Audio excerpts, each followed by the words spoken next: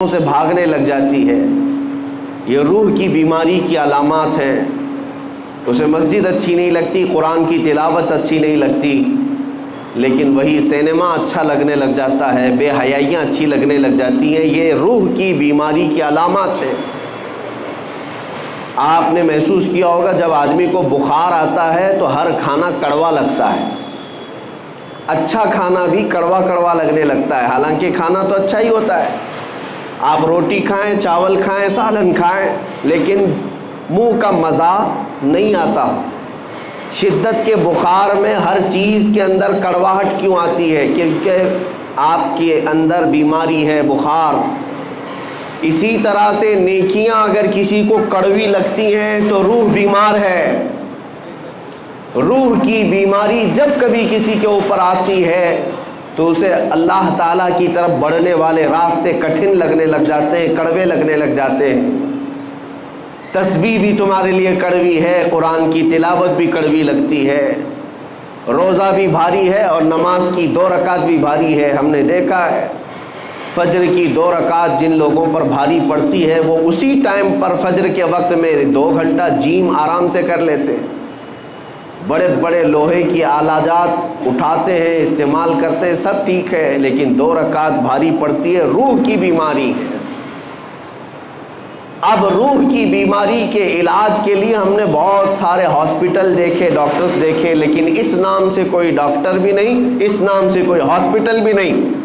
اسی کو مفتی اعظم ہند رحمۃ اللہ تعالی علیہ نے اپنے اشعار میں لکھا ہے، زہر معاصی کا طیبہ ہی شفا خانہ۔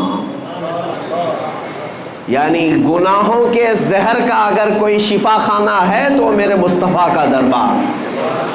اور اسی کو قرآن نے کہا، وَلَوْ أَنَّهُمْ إِذْ ظَلَمُوا أَنفُسَهُمْ جَاءُوكَ، جب مومنین اپنے آپ پر ظلم کر لیں، گناہوں میں آلودہ ہو جائیں تو اے حبیبی آپ کے دربار میں آئیں۔ اللہ کا حکم ہے۔ میں یہ آپ کے سامنے جو آیت تلاوت کر رہا ہوں 5ویں پارے کی آیت ہے۔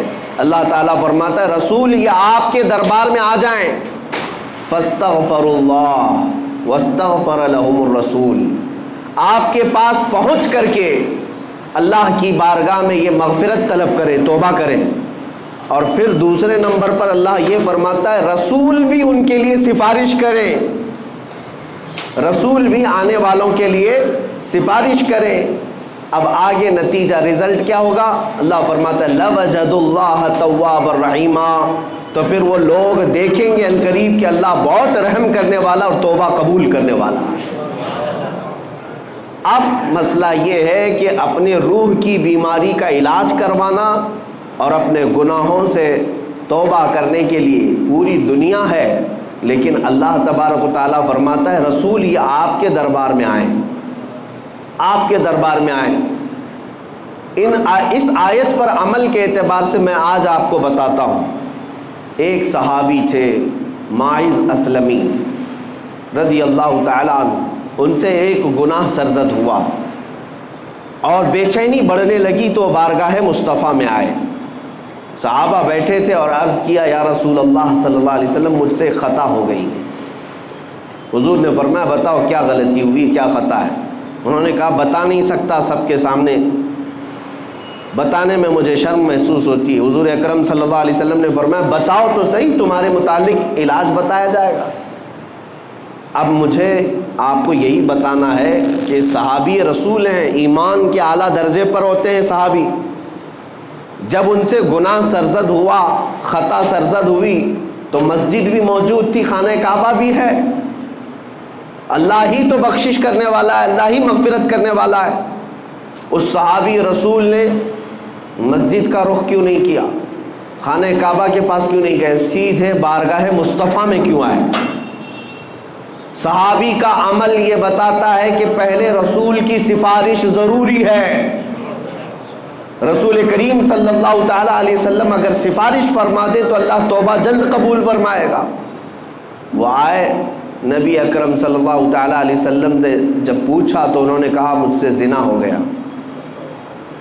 حضور پاک صلی اللہ علیہ وسلم نے اپنا چہرہ مبارک پھیر لیا، کہا کہ تم ہمارے ہاں سے نکل جاؤ۔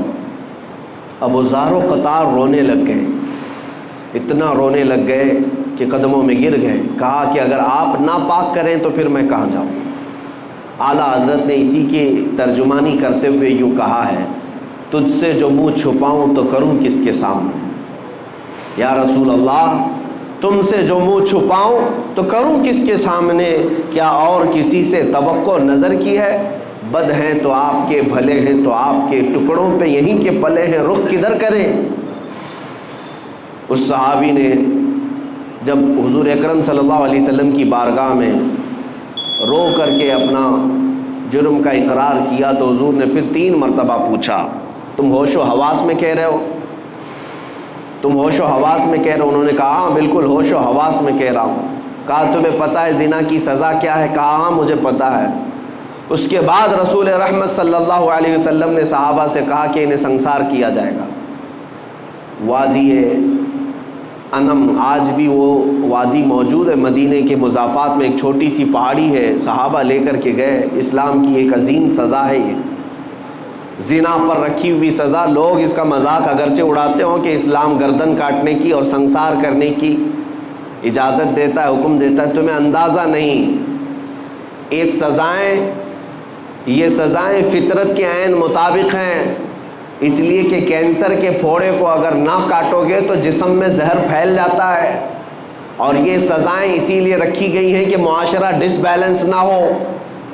یہ سزا اس وقت تمہیں اچھی لگے گی جب کسی کی اپنی بیٹی کے ساتھ کوئی زنا کر لے. ہم نے ان لوگوں کے بارے میں بھی سنا ہے جن کا تعلق اسلام سے نہیں ہے، لیکن جب ان کے گھروں کی بچیوں کا ریپ ہوتا ہے تو وہ اعلاناً یہ کہتے ہیں کہ ہماری بچیوں کے ریپسٹ کو اسلام جو سزا دیتا ہے وہی دی جائے. وہ اس چیز کا مطالبہ آج بھی کر رہے ہیں. یہی تو بات ہے میرے عزیزو، جس طرح تمہاری بیٹی کی عصمت تمہارے لیے عزیز ہے، اسلام ہر بیٹی کی عزت کو وہی مقام دیتا ہے. ہر بیٹی کی عزت کا مقام ہے.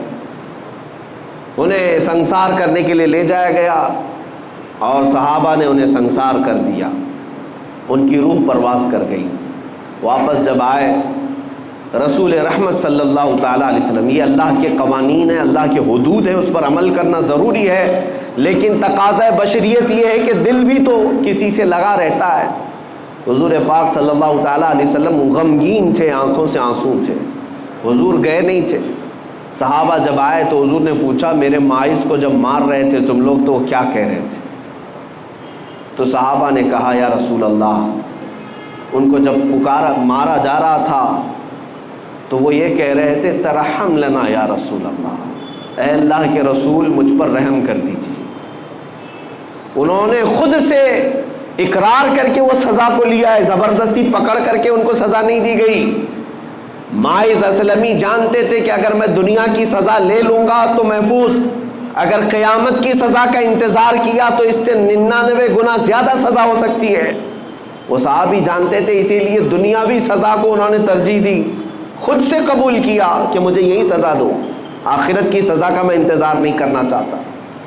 بہرحال بات یہ ہے کہ وہ بارگاہ مصطفیٰ میں گئے، سزا تو ہوئی، لیکن جیسے ہی ایک صحابی نے بڑھ کر کے کہا: آقا میرے ہاتھ میں اونٹ کی ایک ہڈی تھی، میں نے وہ لے کر کے ماعز کی کھوپڑی پر مارا تو ان کی کھوپڑی پٹ گئی اور خون میرے جسم پر آ کر گرا، تو میں یہ سوچ کر کے ہٹ گیا کہ گنہگار کا خون ہے. میرے آقا کو جلال آ گیا، کھڑے ہو گئے، کہا: اپنے جملوں کو واپس لو. وہ میرے دربار میں آ کر توبہ کر کے گیا ہے. یہ سزا جو دی جا رہی تھی وہ حدود قائم رکھنے کی سزا ہے، نظام عدل ہے، یہ قانون ہے. لیکن تم نے کیسے کہا کہ وہ گنہگار کا خون تھا، پاپی کا، خطاکار کا خون تھا؟ تم اپنا جملہ واپس لو. اس لیے کہ ابھی جبرائیل امین میرے پاس آئے تھے اور یہ بشارت دے کر کے گئے: یا رسول اللہ، آپ کے ماعز نے ایسی توبہ کی ہے کہ اس کے عوض اللہ نے پورے مدینے والوں کے گناہ معاف کیے. عزیزان گرامی، یہ واقعہ میں نے اس لیے عرض کیا کہ بارگاہ مصطفیٰ میں جو ایک بار پہنچ جائے، مولا کریم اس کے بھی گناہ معاف کرتا ہے، اس کے متعلقین کے بھی گناہ معاف فرماتا ہے. اسی لیے ہمارے لیے آج بھی وہ دربار کھلا ہوا ہے.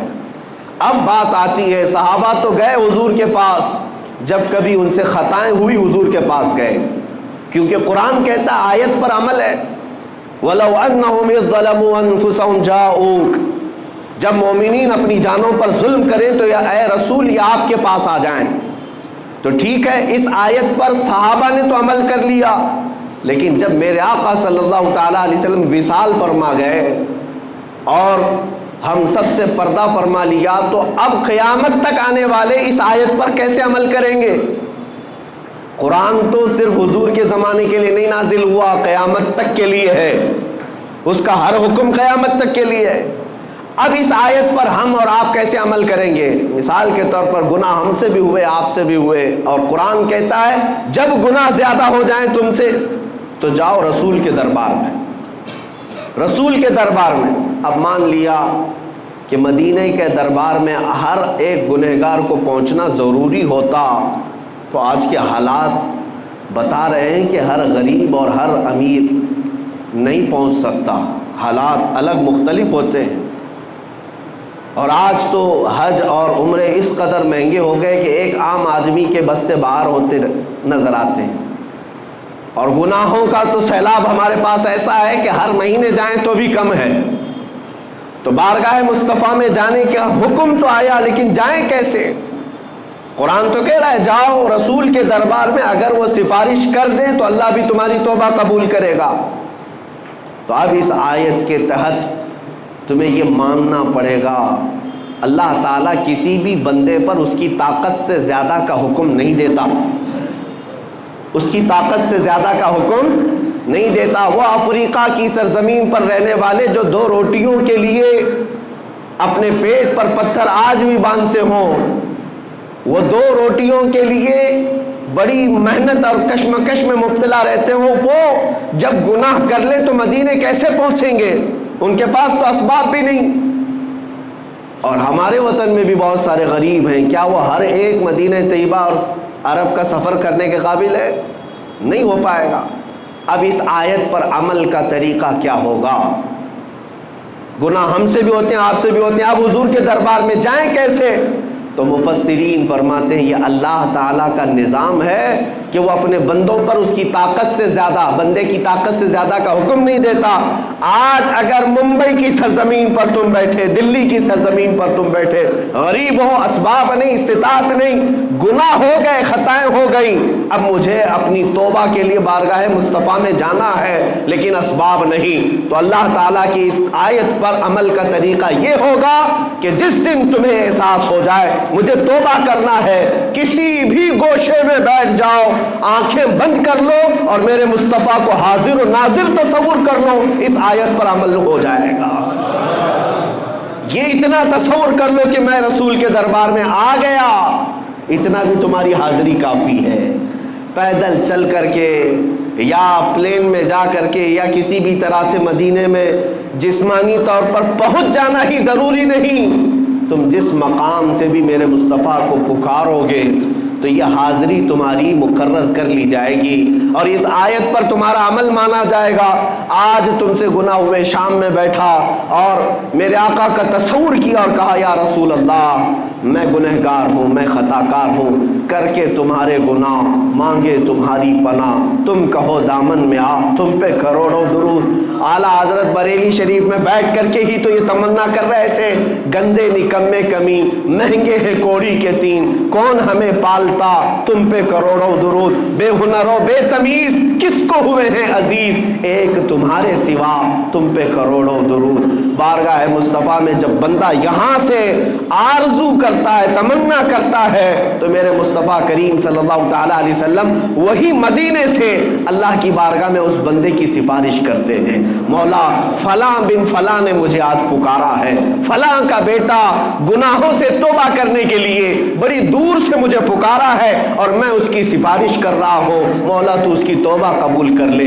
عزیزان گرامی وقار، حج پر ہر ایک کا جانا ممکن تو نہیں لگتا، لیکن بارگاہ مصطفیٰ میں ہر ایک کا پہنچنا ممکن ہے۔ اسی طرح کی ایک بات میں آپ کو بتاؤں، سچی طلب ہے، سچی تمنا ہے تو تمہاری روحیں وہاں پر حاضری دیا کرتی ہیں، حاضری دیا کرتی ہیں۔ حضرت عبداللہ ابن مبارک وہ حج کے لیے نکلے تھے، حج کے لیے اس وقت جب نکلتے تھے تو پیدل ہوتے، قافلوں پر جاتے، اونٹ اور گھوڑے کے سفر ہوتے۔ حضرت عبداللہ ابن مبارک سفر کے لیے نکلے خراسان سے، اور درمیان راستے میں ان کا قافلہ چل رہا تھا، ایک جگہ پر ان کا پڑاؤ ہوا رات کو، اور صبح جب بیدار ہوئے تو آپ اٹھ کر کے دیکھتے ہیں قریب میں ایک کچرا کا پورا کوڑا دان جہاں پر لوگ کچرے لا کر پھینکتے ہیں، ایک گڑھا تھا، وہاں پر ایک چھوٹی 8 سال کی بچی بیٹھی کچرے میں کچھ ڈھونڈ رہی تھی۔ ابن مبارک فرماتے میں قریب جا کر دیکھا ایک چھوٹی سی بہت خوبصورت بچی ہے، کچرا ڈھونڈ رہی ہے۔ تھوڑی دیر کے بعد اس کو ایک مری ہوئی چڑیا نظر آئی، وہ مری ہوئی چڑیا اٹھائی، اس کے پر وغیرہ نوچ کر کے وہ چبا کر کھانے لگی، اور تھوڑا سا اس میں بچا لیا اور بھاگنے لگی۔ ابن مبارک اس کو پکڑ لیتے، کہا اے بیٹی تیرا نام کیا ہے؟ اس نے مسلمان نام بتایا، اور کہا کہ کیا تجھے معلوم نہیں یہ مردہ کھا رہی ہے؟ تو یہ کچرے میں سے اٹھا کر مردہ کھا رہی ہے، مری ہوئی چڑیا۔ وہ بچی سر جھکاتی اور کہتی ہے اے بزرگ، کیا اسلام اس بات کی اجازت نہیں دیتا کہ 3 دن کی بھوک کے بعد میرے گھر میں کوئی چیز نہ ہو؟ میرا ایک معذور بھائی میرے گھر کے اندر سویا ہوا ہے، اور میں بھوک کی شدت کی وجہ سے 3 دن کے بعد اگر مری ہوئی چڑیا کھاؤں تو کیا اسلام اس کی اجازت نہیں دیتا؟ ابن مبارک کا دل سہم گیا۔ اس لڑکی کے ساتھ وہ اس کی جھوپڑی میں گئے، دیکھا تو معذور بھائی اس کا ایک لیٹا ہوا ہے اور ایک لڑکی ہے، کچھ بھی نہیں ہے گھر میں، کوئی چیز نہیں ہے۔ وہ مری ہوئی چڑیا کچرے کے کوڑے دان سے اٹھا کر کے کھا کر کے آئی، ان کا دل اتنا پسیج گیا۔ ابن مبارک اپنے قافلے میں آئے، جو زادے راہ وہ لے کر نکلے تھے، سامان پیسہ سب ایک گٹھری میں جمع کیا اور اس بچی کو دے دیا، کہا یہ تو لے لے، اب میں حج پر نہیں جا سکتا۔ اب سامان بھی نہیں تھا، مال بھی نہیں تھا، پیسہ بھی نہیں تھا، بیچ راستے میں اس چھوٹی سی بچی کو مالک بنا دیا اور قافلے سے واپس اپنے وطن چلے آئے، اپنے گھر آ گئے۔ خراسان جب واپس آئے، میرے عزیزوں، جو اس زمانے میں حج کرتا ہوگا اسے اندازہ ہوگا کئی دن تک تو پیسے جمع کرتے ہیں، کئی مہینے تک تو سفر کرتے تھے، لیکن درمیان میں اگر کوئی اپنا قافلہ چھوڑ کر کے وطن آ رہا ہو تو دل پر کیا گزرے گی؟ بہرحال اللہ تعالیٰ کی ایک بندی پر رحم کرتے ہوئے وہ واپس آ گئے۔ جب گھر آئے، حاجیوں کا قافلہ تو گیا، حج کیا، مدینہ طیبہ کی حاضری بھی ہوئی۔ وہ مہینوں کے بعد جب واپس آئے اپنے وطن، جو حاجی گئے تھے، گاؤں والے استقبال کے لیے کھڑے تھے، سبوں نے استقبال کیا، حاجی آئے ہوئے ہیں، حج سے آئے ہیں۔ تو ان حاجیوں کے استقبال کے بعد لوگوں نے پوچھا حج کیسا ہوا تمہارا؟ حج کی کچھ اپنی کاروائیاں بتاؤ، کیسا حج کیا؟ وہ جو حاجی گئے تھے وہ کہنے لگے کیا کہنا ہمارے حج کا، عرفات میں تو ہم عبداللہ ابن مبارک کے ساتھ دعا کر رہے تھے، مزدلفہ میں عبداللہ ابن مبارک نے ہماری امامت کی ہے، کنکریاں ہم نے ان کے ساتھ ماری ہے، بارگاہ مصطفیٰ صلی اللہ علیہ وسلم میں جب ہماری حاضری ہوئی عبداللہ ابن مبارک جیسا امام ہمارے ساتھ تھا، تو حاضری کا کیا کہنا؟ ہر حاجی عبداللہ ابن مبارک کا نام لے رہا ہے۔ تو گاؤں والے تھے، پریشان تھے، حج کے دنوں میں تو عبداللہ ابن مبارک یہیں تھے، حج گئے نہیں، اور ہر حاجی کہہ رہا ہے کہ ہمارے ساتھ عبداللہ ابن مبارک، یہ کیا ماجرا ہے؟ لوگ آئے اور ان سے پوچھنے لگے عبداللہ ابن مبارک سے، کہا کہ یہ حاجی تو سب کہہ رہے ہیں مینا میں، عرفات میں، مزدلفہ میں آپ تھے، بارگاہ مصطفیٰ میں وہ آپ کے ساتھ تھے۔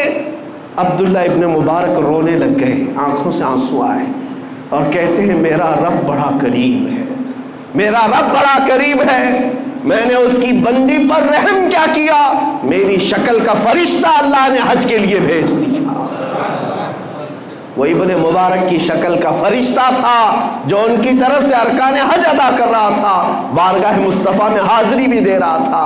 میرے عزیزو، یہی میں کہنا چاہتا ہوں، اگر دل کے اندر تمہارا احساس اسی سرزمین پر بیٹھے رہو گے لیکن حاضری مدینے میں ہوتی رہے گی، حضور اکرم صلی اللہ علیہ وسلم کے دربار میں پہنچتے رہیں گے، لیکن جو فزیکل حاضری ہے، مباشرتاً جسمانی حاضری ہے، اس کا مقام ہی کچھ اور ہے۔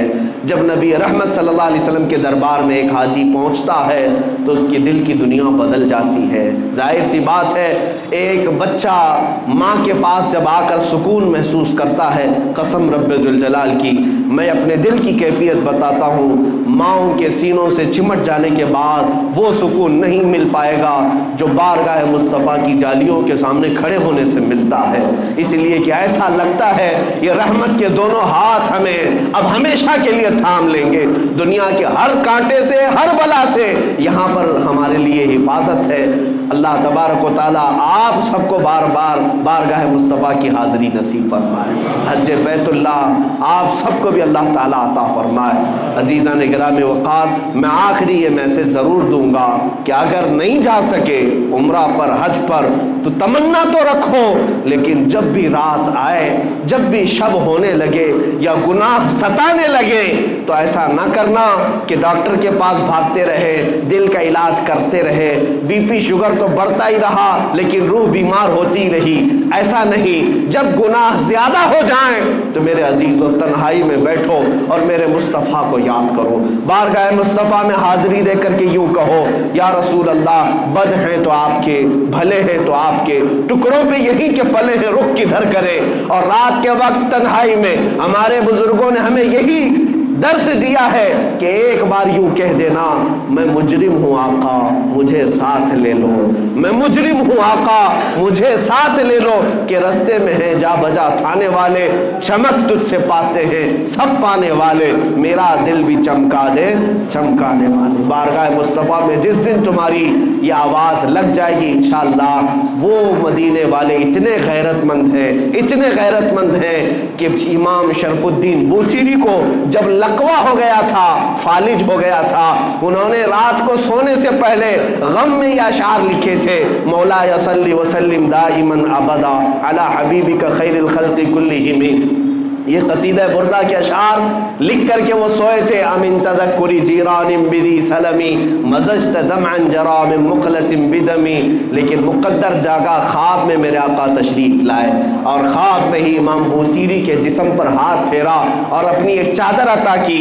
شرف الدین بوصیری کہتے ہیں صبح جب میں اٹھا تو دیکھا نہ مجھے لقوہ ہے، نہ فالج ہے، نہ پیرالائز ہے، میں صحیح سلامت ہوں، اور خواب میں میرے آقا نے جو چادر دی تھی وہ میری گود میں ابھی بھی پڑی ہوئی تھی۔ وہ جب عطا کرنے پر آئے تو بے حساب عطا کرتے ہیں، اتنا دیا سرکار نے مجھ کو جتنی میری اوقات نہیں، یہ تو ان کا کرم ہے ورنہ مجھ میں تو ایسی بات نہیں۔ عزیزان گرامی، اللہ کریم ہم سب کو بارگاہ مصطفیٰ کا ہمیشہ وفادار بنا رکھے۔ رب کریم آپ سب کو بری بیماریوں سے محفوظ فرمائے، ہر طرح کی آفت و بلا سے اللہ محفوظ فرمائے۔ وآخر دعوانا ان الحمد للہ رب العالمین۔